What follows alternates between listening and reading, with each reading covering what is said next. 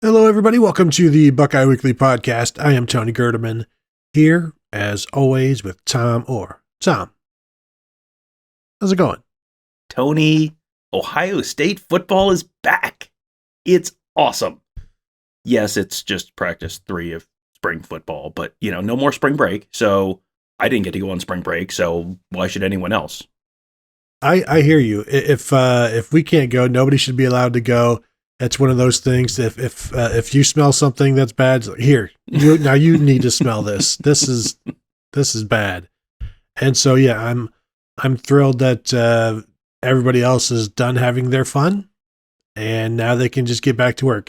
If I have to work, they should have to work. That being said, Tom, I am going on a 4-week vacation. Oh, nice. So can't wait. It's going to be, everyone's like, oh man, those are going to be some great episodes. And friends, they will. I feel like that was a shot at me somehow, Tom. What? No. That me not being around. Not sure where you got that from. just the years of similar shots and the experience of taking them and being hurt by them. Anyway, Tom, real concern there on your part with the. Yes, as Tom mentioned, Ohio State is back on the practice field today. Pads were on. No hitting yet. The hitting rules are very. Of the 15 practices, you can have contact, I think in like 8 of them, but no more than 2 days in a row. And of those 8 days, so many days can be tackling. And we know how Jim Knowles feels about tackling to the ground anyways. He doesn't like to do it. Says you don't need to do it because you can just practice and with the techniques and fundamentals needed to be there and be in the right position and have your shoulder in the right spot. So they don't.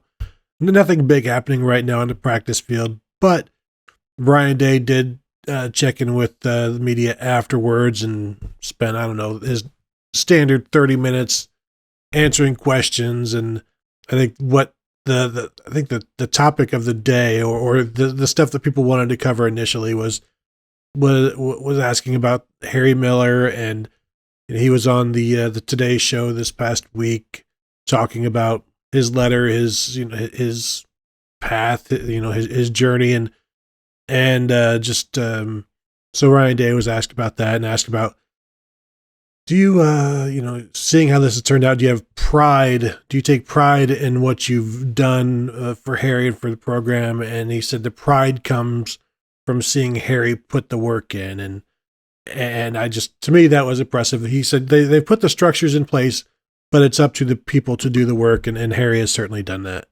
He has. And, Ryan Day has taken this on kind of as his, we've talked about this, that this is kind of his cause, mental health and mental wellness, and especially in younger people.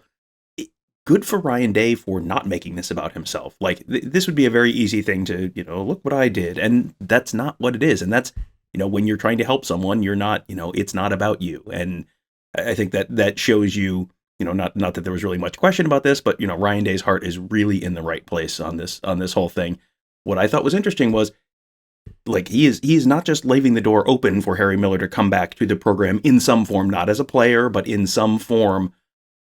That to me, not, first of all, Harry Miller, as smart as Harry Miller is, and as talented as Harry Miller is in so many different areas, I would suspect Harry Miller would have a lot to offer the Ohio State football program in whatever he ends up doing, if he takes a role with them in some form in the future.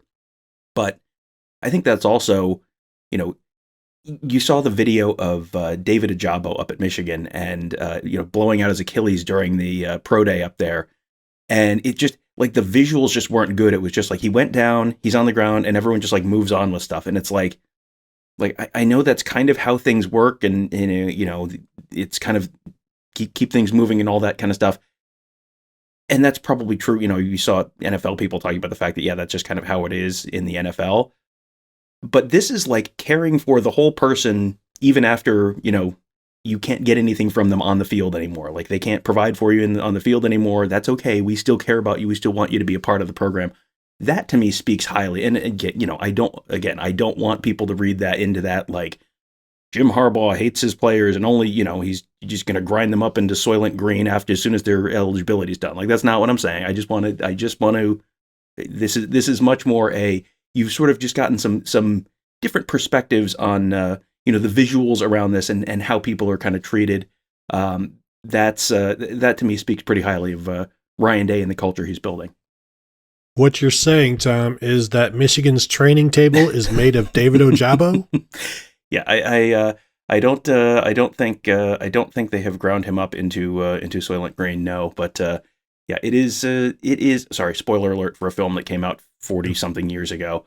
Soylent Green is people, but not David Ojabo. That's okay. He sounds like he will be back, and probably won't affect his draft status too much. So that's good. But yeah, it just, you hear about people being commoditized a little bit, and you've sort of seen that with Major League Baseball owners and their how they approach things during the lockout, and it's all kind of gross and distasteful. It is like really genuinely nice to see kind of the other side of that from Ryan Day and the Ohio State football program around the Harry Miller situation, and Harry Miller getting what he needs to continue to succeed and have a long and fulfilling life. As Day said, when you're a college football coach, and he said this is the difference between coaching in college and coaching in the NFL, is when you coach in college, you've got 120 players that you have taken responsibility for. So their issues, whatever they bring with them, now are part of what you need to deal with. And he's not saying, oh, now I have to deal with this. Like this is saying this is part of what you've signed up for. And that's in addition to the 50 people working under him. Those are also things that you have now signed up for. So it is definitely a lot to handle and a lot to deal with. And that's why some coaches just, the thought is that the NIL is going to chase them out.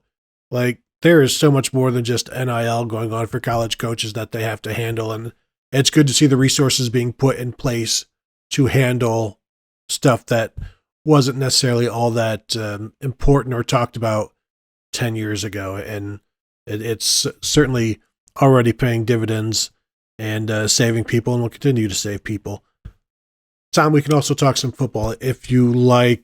Just jotted down some of the things that Ryan Day had to talk about.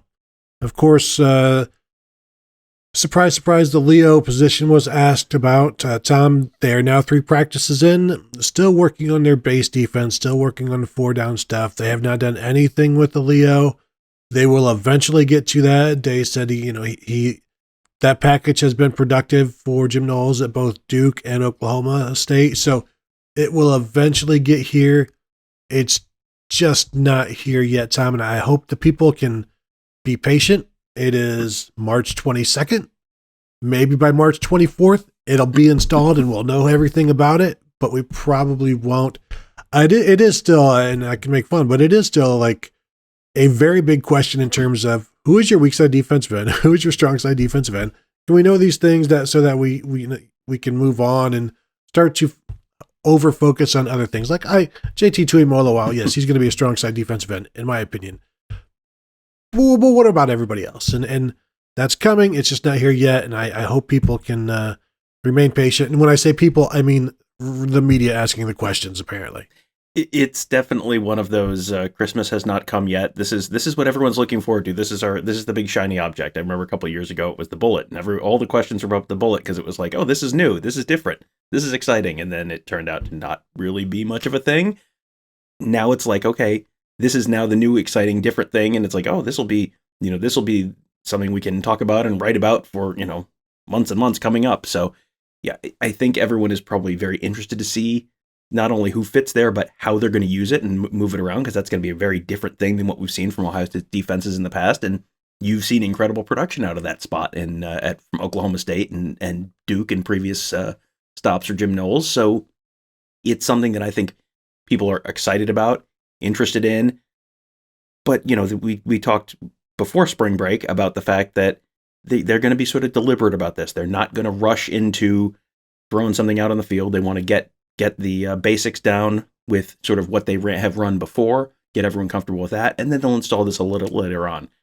If you get through all of spring ball and you haven't done the Leo thing yet, like, okay, at that point it'll be a little bit of a concern, like, why is this taking so long to do the other stuff? But I expect at some point before the spring game, you will start to see them work on that kind of stuff and continue to develop it throughout the course of the summer. But Ryan Day talked about the fact that there was one practice where Jim Knowles ran literally the same defense the whole practice, just so guys could get comfortable with that one defense and, start to nail down the specifics and really understand their roles, really, really rep it so that everyone not only understood it, but was comfortable with it. So I think this is going to be sort of a deliberate process, probably not moving as fast as, fans or media would like to see it, but that's kind of how this is one of these how the sausage is made things. It's going to take a little bit of time. And I realized as I jotted down these topics, I could have put them in an order that flows together better. So, Tom, let's stick with the defense here, and then we'll eventually catch back up on other stuff. Because Ryan Day was asked, hey, what about this? Is there ever like a competition between you and Jim Knowles to win practice when the teams are actually going at it and when the offense and defense is going at it? And he said right now, that's not in the cards. Jim Knowles is so focused on the fundamentals and installing the defense that, like you said, they ran the same defense the entire time. Doesn't matter if they're giving up touchdown after touchdown after touchdown. He wants everybody to be on the same page with the defense, with what they're asked to do, with their tasks, with their assignments. And that way he can figure out their comfort level, what they're able to do, what they aren't able to do. And really, scores don't really matter in March and April. So it's about the individual performances and how the entire thing then comes together. But they did say eventually when that does start happening and they're moving chess pieces against each other, that will be fun. And it's not going to be here for a while. And again, that goes back to the teaching aspect that Jim Knowles has focused so much on and spent so much time talking about. Yeah, you have to, you're not going to give a test on day one of the class. That's really not, you haven't done your job yet. Day one is syllabus day. Everyone's there for 15 minutes and then they get to go leave and go get a Frosty at the Union. That's, you don't do the final exam. You don't do midterms on day one. You got to be a little bit deliberate about it. And it sounds like they have a plan. This is not just, well, we'll just kind of see how it goes. I don't know that people understand exactly how tightly scripted and planned out all of these practices are, down to the drills and who's moving the equipment from one spot to another for the next drill and all that kind of stuff. That's all scripted out for the entire spring already. So that's, and you may adapt and change if things get picked up faster or take a little longer, but they have a full plan for all this stuff. And yeah, it some of this stuff is going to take some time, but this is taking your time, making sure you get it right now is what keeps you, dear listener, from being at home and throwing your remote at the television when, there's a bust in the secondary. It's well, no, they have drilled this and drilled this and drilled this, taking your time in the spring and not worrying about winning every single rep in the spring can ultimately, I'm sure they'll worry about that later. I'm sure it will get a little more competitive as spring ball goes along and get into fall camp. Right now, it's just laying the groundwork, build the foundation, then you can worry about the house, but you got to get the foundation in first. Yeah, first it's coach pitch, and then you can find somebody who can play Leo that can throw the ball. But until that happens, you do it this way. Another interesting question was, Brian, you think with this depth now, Jim Knowles is going to have depth that he hasn't really experienced before. Is he going to have to maybe get accustomed to having players that rotate? And Day's, I think, exact quote was, yeah, I think so. Basically, there's obviously enough players, more players ready to play than maybe Jim Knowles has had before. So it's not going to be Jim Knowles getting into a defense saying, God, we got really maybe 9 guys that they trust at Oklahoma State. I don't know if that's the number. It's probably more because he's a really good teacher. But initially, at some point, we've got 7 guys, and then we've got to deal with 4 other guys that we're not really comfortable with, but somebody has to start. We've got to put 11 on the field. Now, instead of 11, he may have 15 that could start. And so how do you not keep everybody happy, but give everybody what they deserve and keep everybody as hungry as possible and working towards getting better and earning more playing time? And we know he has said he wants Court Williams on the field and he wants Ronnie Hickman on the field. What happens when Josh Pryor comes back? He wasn't practicing on Tuesday, but all of these different safeties, Bryson Shaw, he was your starting free safety last year. I don't think he's going to disappear in 2022. You've got these guys and, who knows what happens with Lathan Ransom.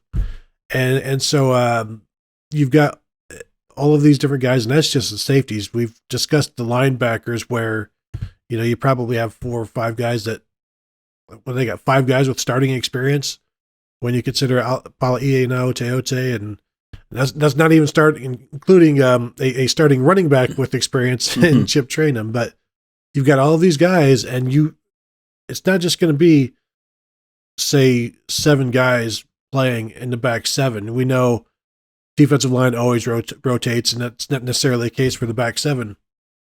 He may have 11, 12 guys that could start, and you've got to find ways to get them on the field. Now, as a linebackers coach, which is basically what he is, now he'll hand off some of that duty, but it'll be up to him to rotate there as well, and he's going to be certainly going to have some say in the secondary because he says it's a safety-driven defense. He's going to have a say in how many safeties play, so it will be interesting to see how he makes this happen, comes to grips with it, makes friends with it, and if he can just to see how many players he can put out there on a game-by-game basis. This is one of these things you file under good problems to have. We have more good players than we can use at any one time. That's as far as problems that the Ohio State defense has had in recent years, that's not too bad. The interesting dynamic to this is, we generally hear about this in the context of running back rotation and wide receiver rotation, but it's generally the position coach who's in charge of who's playing during any given, series as a running back, for example. So in terms of the defense, you would assume that these conversations are happening during the week, and it's, here are the 3 guys we really trust at this spot, or the 2 guys we trust at this spot, or the 4 safeties we trust. And then it's, is it up to the position coach at that point to make the decision on who's playing in any given play or any given drive? Or does that, are they, for example, Court Williams and Ronnie Hickman, if they're both playing that same bandit position, the boundary safety position, do they trust both of those guys to be able to do all of the things? Or do they just trust them, in this situation, hey, if it's going to, if this is more of a run situation, we trust one guy more than the other. That's the kind of stuff they've got to kind of figure out. And that's going to take some time. And maybe the trust factor with these players means I trust you to do everything and not just I trust you in certain situations. That may be what gets you in the circle of trust and not just being, well, I'm better at this than that. So there's a lot of that stuff to sort out, but there's a lot of time for them to evaluate these guys as you go through spring ball and then you go through summer camp. There's a lot of time to do all of that stuff. So, this is, as I said at the beginning, this is not if this is a problem, it is a good problem for Jim Knowles to have to deal with. Another good problem for Jim Knowles and the Ohio State defense is JT Tuimoloau, who this is his first spring going through spring at Ohio State. His development was talked about a little bit, and Ryan Day said, you got to remember, he came in basically a week before camp, and what he was able to do, Day had never seen before. Basically, you come in a week before camp, and then you play. And this was something that he talked to his family about during recruiting to brace them for the fact that playing time is going to be difficult when you're coming in July, and then you're just getting into camp.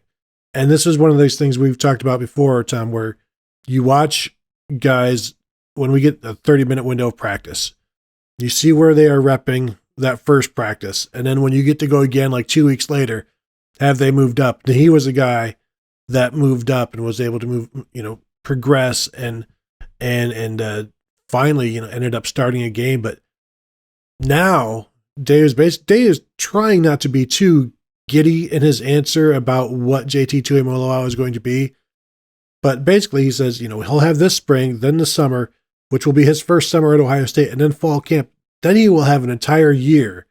And if he was as good as he was last year as a true freshman, having a week before camp, imagine what he is going to have now, a year of build up and then camp and then being unleashed in his sophomore year. So trying to be conservative in his excitement, but he kind of failed.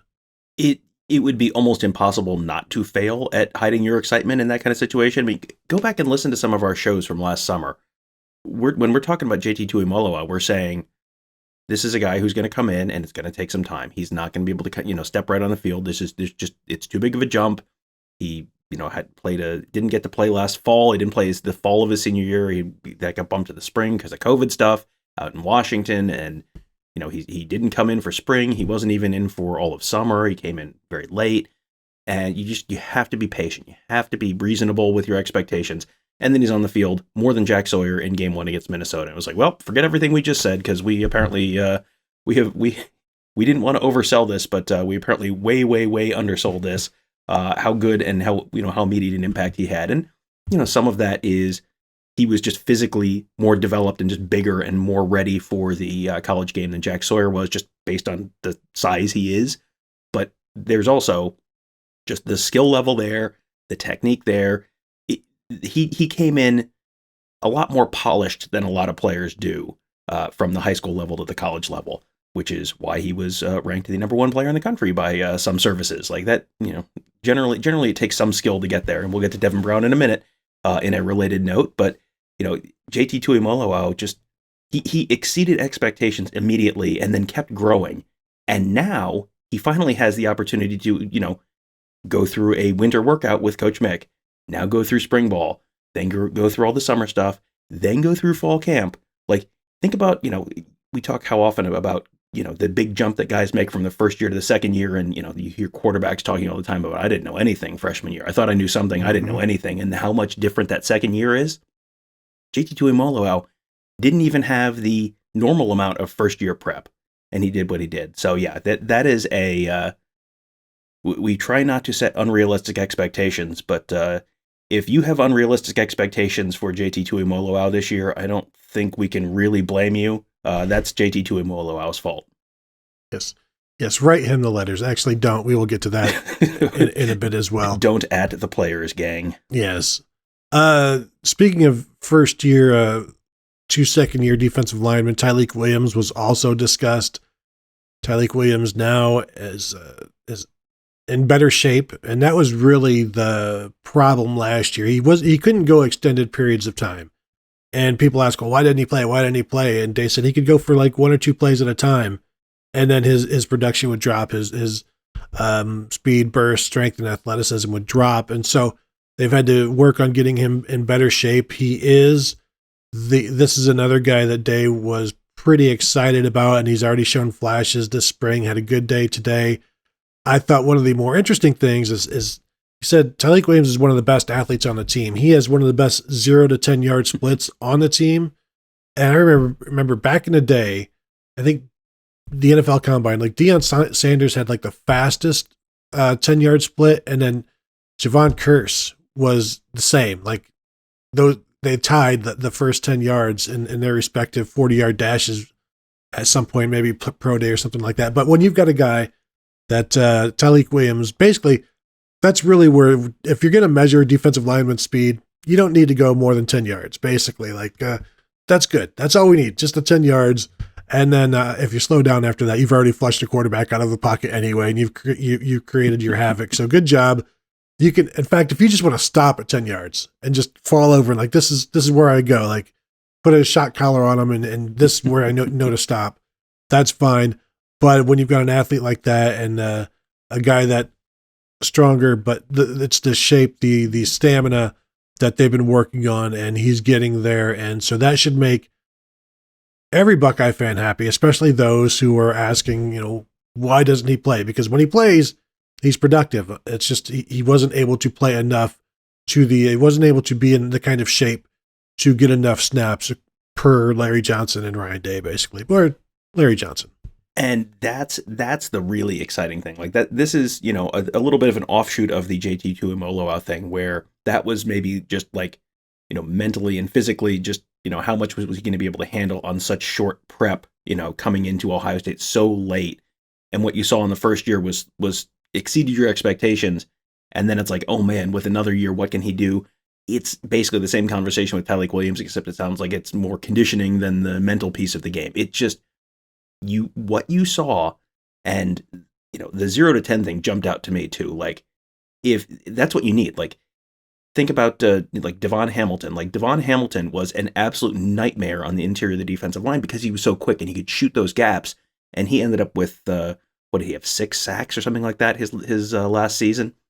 That's what you need out of the defensive tackle spot. If you can shoot those gaps, that's when you're blowing up run plays. That's when you're blowing up pass plays. If your defensive tackles are running 50 yards, unless it's Jerron Cage running back a scoop and score against Penn State, like if your defensive tackles are running 50 yards downfield the other direction, like that, nothing good is happening. So that's what you need. You need that quick burst. And you saw that quick burst. And, a lot of it was against Akron. He had, 3 sacks against Akron, 2.5 sacks against Akron. So it's like, okay, yeah, it's Akron. But if you saw it, and, he was close to or at the top of the leaderboard for sacks last year for Ohio State in that very limited amount of time he played. If you can get him more time on the field and he can be that disruptive force on the interior of the defensive line, that's going to be a big deal for this team because then other teams have to allocate more blockers. Then you have that Leo who can move around a little more and be a little bit more unpredictable. And, you line the Leo up behind Tyleik Williams and, Tyleik Williams blows up the blocks and then the Leo comes clean. I mean, you have so many different things you can do. This kind of goes back to the Jim Knowles conversation where Jim Knowles isn't used to having the depth that he has potentially at Ohio State. Jim Knowles is not used to having the players that he potentially has at Ohio State. I don't think Jim Knowles has ever coached a JT Tuimoloau before. I doubt he's ever coached a Tyleik Williams before. There's a lot of those guys this year on this defense, which, I think he's really got to, when he's sitting in his office watching film, I think he's just got to be like rubbing his hands together and just going, oh man, I can't believe what I have to work with this year. I envision some cackling as well, just like evil cackling type of. Maybe that's just me. You mentioned don't at the players. Now let's talk about that right now because Day was asked in talking about the Harry Miller thing. He was asked about the backlash on social media and how that impacts players, and he said it is a big deal, and they do have to address it and deal with it with players. And said it's different for a 40-year-old person who hasn't grown up and gotten much of their identity from social media. It's like, yes, we look at it now, and if somebody bad says something to us, it's like, well, that's one person. But for people who have grown up with it, basically it's all they've known since they've had a phone in their hands is this feedback, negative or positive. And when it's overwhelmingly positive, even if it is a vocal minority, which it is, it still carries a lot of weight because so many young people today have it's just been ingrained in them that some of the value that you yourself have comes from what people say to you, positively and negatively. And if it's negative, then obviously you have you may feel like you have less self-worth. But they tell the players and they instruct the players that it's the man in the arena thing where only the people on the field matter in what they say. Somebody being at home saying something shouldn't impact you. And it's, as Dave was explaining, it's a small minority. Even if every negative person that has been negative to you was in the stadium, it would take one small tiny dot of Ohio Stadium. Everybody else in the stadium supports you, and you have to keep these things in perspective. And it is unfortunate that they have to deal with this, but as Dave was saying, like some people feel like I don't even know if he said that. I think I was listening to the radio today, and they were talking about the same sort of thing where people feel like players are getting their scholarship, so it's okay for them to take some type of abuse. And I think it's going to get even worse with, well, he's making $700,000 and he can't take can't take some criticism on Twitter. And it's just going to up the amount of criticism, the amount of vitriol that some people have. Like if you're just on scholarship, some people will tell you that you suck. Now that you're making $450,000, that same person may tell you to kill yourself. And this is something that Harry Miller talked about on the Today Show, where teammates have been told, they get posts on social media saying, you should, death threats basically as well. And so the toxicity of the social media, it's for players, it's almost impossible to avoid, especially in today's day and age. It's the rare player or recruit, Tom, you know this, when a recruit comes on the scene or a player comes on the scene, if they have no social media profile, if they're not on Twitter or Instagram, it's like, this is like 1 in 200. Like it doesn't exist. There is a social media presence. These players are available, and which means because of a small quantity of jerks, they're available to abuse as well. The NIL piece of this is interesting because the NIL piece, you mentioned the fact that the NIL piece of this may encourage people to be bigger jerks to people or be a little more outrageous in what they're saying because, hey, they're you can't say they're amateurs anymore because they're making money now. So, that whole argument. The other side of the NIL piece of this is having an active and, heavily followed social media presence is a big part of NIL. That is a place where a lot of people are making money with sponsored tweets and that kind of stuff. And so there's this sort of perverse incentive where you are incentivized to be on social media, to be active on social media, to interact with people on social media, to continue to build your following, because the bigger following you have, the more money you earn from it. But at the same time, as you're being incentivized to being on there, the more you're on there, the more you're drawing fire from people who, don't have any business telling you what to think or what to do. And this goes back to the, don't accept criticism from anyone who you wouldn't accept advice from, which is generally very good advice. Mm-hmm. But it's also, that is not the easiest thing to do. And it's not, it is not necessarily as easy as just stay off, because your brain is kind of at this point wired to like, if I'm just standing there and I'm not doing anything, I don't particularly enjoy the Twitter experience, but I will sort of like mindlessly like click on Twitter and just scroll, oh, what's going on right now? And like, I know I should spend less time on Twitter, and I don't necessarily always enjoy being on Twitter for all of the various reasons that you can probably imagine, but you just kind of like mindlessly click on it. And that's like, it has been very carefully crafted to, get that dopamine hit of, oh, what's happening? Oh, who liked this tweet? Oh, who retweeted? Yeah, like that is just, it's designed to do that. And there's been all sorts of studies about the really negative mental health effects that it's had, especially on younger girls and teenagers. These are teenagers. These are teenage boys. That is a very, that is a very difficult balance to strike, where you kind of have to be on there, but also the fact that you're on there kind of really, makes it a, can make it an unpleasant experience. I'm just thinking back to my high school days and junior high days where, obviously we didn't have cell phones, didn't have the internet. So there's no social media. Like, you would have had to be on there. You would have had to have been able to afford cable. Like, I didn't have cable. Of course, we lived in the country for much of that, but like, you don't have like the if you didn't have a certain level of Nikes, like, you would get crapped on.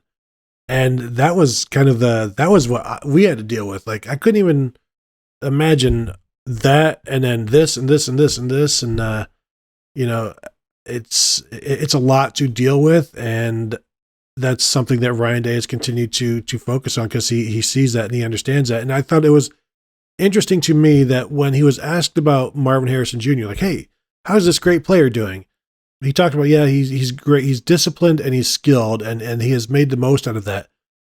But this is a player who has grown up with such pressure. There's an immense amount of pressure growing up the son of a great football player when you also play football, and then to share the same name. So he acknowledged the pressure that Marvin Harrison has had to deal with in becoming what he is becoming. And it's that fact that Day sees that as well. Like, this, yeah, he's talented. He's the prototype. But look at what he's done with the pressure that you guys aren't even thinking about. Like, the pressure that comes from this. And you go back to Michael Jordan's kids, and LeBron's kid is having to deal with it now. And LeBron's talking about, I want to play with my son in the NBA. And it's like, the kid's still in high school. You don't even know he's going to get there. And so, like, the dad is putting the own pressure on his kids. But Day is understanding and compassionate to the pressure that all of these young players are under. I think it probably helps that he sees that with his own kids, and it's relatable to him, and I'm sure some of it is terrifying to him. Oh, I'm sure. And as the parent of a soon-to-be teenager, yeah, you read those studies, and it's like, every time I get asked, Dad, can I have a cell phone? The answer is no, and it doesn't take very long. Like, we'll get to that maybe at some point, but yeah, it is the pros to it, and the probably do not outweigh the many many cons to it, and this is a difficult balance to strike. This is a difficult balance to strike as a parent. This is a difficult balance to strike if you are a teenager. This is a difficult balance to strike if you are a college athlete. This is not easy, and there's not 30 years of research tell you this is what it is. Like, this is all changing. This is all developing, and the what is good for Facebook or what is good for Instagram is not necessarily what is good for you as a consumer of those platforms. Same for Twitter. I mean, this is just kind of how this is I think one of the, probably not the biggest issue facing society today, but it's certainly not helping some of the other issues facing society today. So I guess in conclusion, don't at the players. Why don't you consider being more kind to each other, and maybe tweet less. That's a good. That's generally a good rule of thumb. And let me reiterate: rule number 1, rule number 4 are the same. Don't at the players. Exactly. One last thing that I wanted to touch on is I was watching the Pickerington Central Centerville Division I championship basketball game this weekend, or no, it would have been Monday, I think, Monday or Sunday. But Sonny Styles, the incoming safety, was playing, and when I'm watching that, I was struck by, first of all, he looks like a legit 6'4", if not a little bit taller than that. I was struck by the fact that he looked like he could play basketball. And that was the exact same thing that Day said. It's like, he's not a football player out there. He can, like, he was being used to break the press. He was being used to do this and that and bring the ball up. And it surprised me, because I remember I went to a Braxton Miller basketball game at Valley City Arena. Braxton Miller, one of the all-time great Ohio State football athletes, was, yes, correct, yes. He was a football player playing basketball. You could tell, like, he came off the bench. He was, a lot of the times, as Day said, these football guys are just like brutes or whatever, and you could see it on the court. Like, I'm not saying Braxton Miller was a brute, but you could tell he was a football player. Like, Sonny Styles impressed me just by his ability to play basketball. Not that he's a Power 5 basketball prospect. He might have been. Wouldn't put anything past him with his athleticism, but I just thought I was impressed by that, and then it's easy to then take that, project that athleticism onto the football field. I know we're not talking about him as a safety, and I don't know what exactly he's going to be, but that's, what? Come on in, we'll figure it out. He is the second Pickerington basketball player who was a pretty good basketball player who turned an Ohio State football player in the last couple of years. Jack Sawyer went to a different Pickerington high school, but he was a very, very, very good basketball player as well, who had some Division I offers, I believe, in basketball as well. I think it was like MAC level offers. So what always strikes me about those guys is, Sonny Styles on the football field is going to look like a skinny little safety, or like, a safety linebacker hybrid. And then you see him on the basketball court. It's like, whoa, that dude is huge. It is something that I think people don't truly understand, is just how big these guys are. And, football small is still basketball big in a lot of cases. And then you have DeJuan Jones, who is football big. And then you watch him play basketball, and it's like, man, that is that is an extraordinarily large human being. Like, that really puts it into perspective even more than the football thing, I think.